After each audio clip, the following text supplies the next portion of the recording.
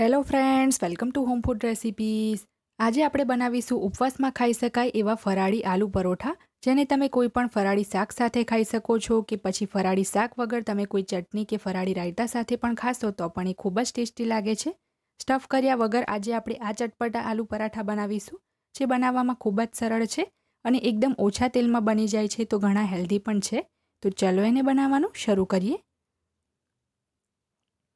સૌથી પહેલાં એક થાળામાં આપણે 2 મીડિયમ સાઇઝના બાફેલા બટાકાનો માવો ઉમેરી દઈશું। 2 મીડિયમ સાઇઝના એટલે કે ગ્રામમાં 200 ગ્રામ જેટલા મેં બટાકા લીધા હતા। એને બાફીને ઠંડા કરીને છોલ્યા પછી મેં છીણી લીધા હતા, જેથી માવામાં કોઈ ગાંઠ ના રહે। હવે આપણે એમાં 4 થી 5 ટેબલસ્પૂન જેટલો સિંગદાણાનો પાવડર ઉમેરીશું। સિંગદાણાને પેનમાં ધીમા તાપે 3-4 મિનિટ શેકીને ઠંડા કરીને મિક્સરમાં બારીક પાવડર કર્યો હતો। વાટેલા આદુ અને મરચાં ઉમેરીશું, જેની અંદર મેં 4 લવિંગિયા તીખા લીલા મરચાં અને અડધા ઇંચનો આદુનો ટુકડો લઈને ખાંડીમાં વાટી લીધા હતા। 1 ચમચી જેટલો આપણે એમાં શેકેલા જીરાનો પાવડર ઉમેરીશું, એનાથી પરાઠાનો ટેસ્ટ ખૂબ જ સરસ આવે છે। કલર માટે આપણે 1 ચમચી કાશ્મીરી લાલ મરચું પાવડર ઉમેરીશું। જો તમે ઉપવાસમાં લાલ મરચું ના ખાતા હોય તો ફક્ત લીલું મરચું જ યુઝ કરવું। હવે એની અંદર આપણે પોણા કપ જેટલો મોરૈયાનો લોટ ઉમેરીશું, જે સામાના ચોખા આવે છે, એટલે કે જે મોરૈયો જેને ભગર પણ કહેવાય છે, એનો જ આ લોટ છે।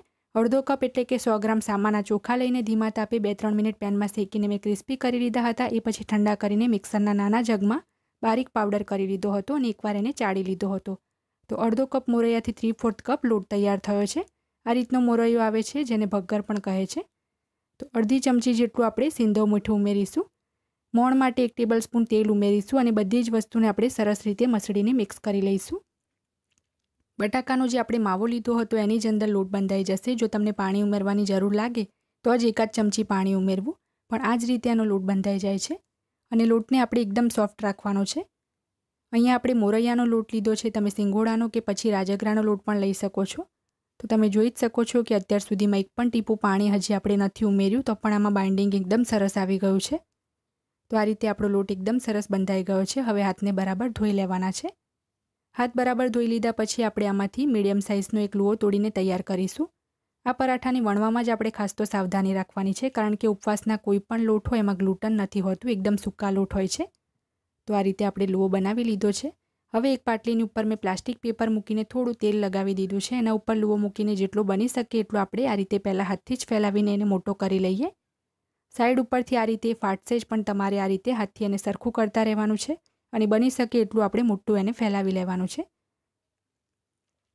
જો તમે આ પ્રોસેસ પ્લાસ્ટિક પેપરને બદલે ડાયરેક્ટ જ પાટલી પર કરશો તો જ્યારે ઉખાડશો ત્યારે પરાઠો તૂટી જશે।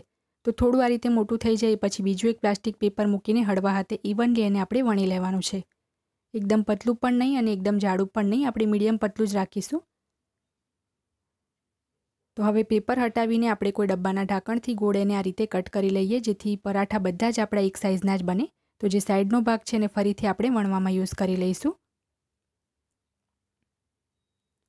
ગેસ ઉપર મેં એક નોનસ્ટિક તવો ગરમ કરવા મૂકી દીધો હતો। એના પર સરસ આપણે તેલ લગાવી દઈએ, જેથી પરાઠા ચોંટે નહીં। એક એક પરાઠો વણતું જવાનું છે અને તરત જ શેકતું જવાનું છે, બિલકુલ પણ એને આપણે રેસ્ટ નહીં આપીએ।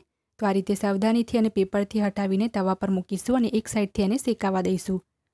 1-2 મિનિટ પછી જ્યારે એક બાજુથી હલકો હલકો શેકાઈ જાય તો બીજી બાજુ આપણે એને ફેરવી લઈએ અને બીજી બાજુથી પણ આપણે એને સરસ શેકાવા દઈશું। એ પછી આપણે ફરીથી એક વખત એને ફેરવી લેવાનો છે। તો ફરીથી એકવાર ફેરવીને આપણે થોડું એના ઉપર તેલ લગાવી દઈએ। બંને બાજુથી જારાથી આપણે દબાવતા રહીને ધીમા તાપે એને શેકી લેવાનો છે, જેથી બિલકુલ પણ એ કાચો ના રહે। તો આ રીતે જારો કે તાવેથાની મદદથી તમારે સરસ એને દબાવતા રહીને શેકી લેવાનું છે। ટોટલ એક પરાઠો શેકવામાં આરામથી 5 થી 6 મિનિટનો સમય લાગી જાય છે। તો જ્યારે એક પરાઠો શેકાતો હોય ત્યારે જ તમારે બીજો પણ બનાવી લેવાનો છે, જેથી ફટાફટ તમે એને બનાવી શકો। તો આ એક પરાઠો આપણો સરસ શેકાઈ ગયો છે અને આપણે એક પ્લેટમાં લઈ લઈએ। તો તમે જોઈ શકો છો કેટલો સરસ આપણો પરાઠો બન્યો છે, ખાવામાં પણ એકદમ ટેસ્ટી હોય છે। તો બીજો પણ એક પરાઠો મેં એ જ રીતે વણીને તૈયાર કરી લીધો હતો। એને પણ આપણે સાવધાનીથી જ પેપરથી છોડાવીને તવા પર એડ કરી દઈએ અને એને પણ આપણે બંને બાજુથી ઉલટ પલટ કરતા રહીને તેલ નાખીને શેકી લેવાનો છે। આટલી ક્વોન્ટિટીમાં 5 થી 6 મીડિયમ સાઇઝના પરાઠા બને છે। તો આ પરાઠો પણ શેકાઈ ગયો છે, અને પણ પ્લેટમાં લઈ લઈએ। તો ફ્રેન્ડ્સ, અહીંયા આ પરાઠાને મેં ગ્રીન ચટણી અને દહીં સાથે સર્વ કર્યું છે। જો તમને મારી આજની આ રેસીપી પસંદ આવી હોય તો મારા વિડીયોને લાઇક કરી, શેર કરી, ચેનલને સબસ્ક્રાઈબ જરૂરથી કરજો। પાસે આવેલા બેલ આઇકનને પણ દબાવજો જેથી તમને મારા દરેક નવા વિડીયોની નોટિફિકેશન મળતી રહે.